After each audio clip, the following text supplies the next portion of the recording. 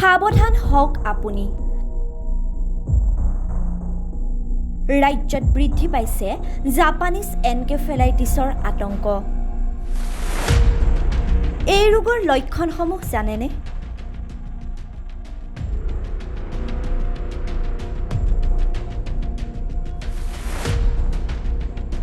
বানপানীৰ মাজতেই ৰাজ্যত বৃদ্ধি পাইছে ৰোগৰ সংখ্যা। বিভিন্ন ৰোগত আক্ৰান্ত হৈছে ইজনৰ পিছত সিজন লোক। সৃষ্টি হৈছে বিভিন্ন সমস্যাৰ। আপুনিও এই ৰোগত আক্ৰান্ত নেকি?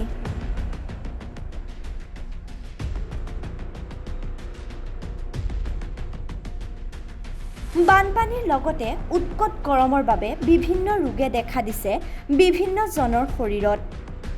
Dengue, cholera, typhoid, diarrhoea, malaria ৰোগত আক্ৰান্ত হৈছে বহুজন। ৰাজ্যত এতিয়া সৰ্বাধিক হাৰত বৃদ্ধি পাইছে জাপানীজ এনকেফেলাইটিছৰ আতংক।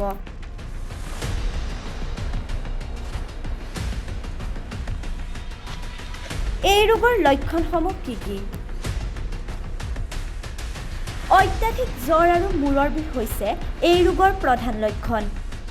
ডিঙিৰ জড়তা, আভোক, ওজন হ্ৰাস, মানসিক অনগ্ৰসৰতা হৈছে এই ৰোগৰ আন এক লক্ষণ।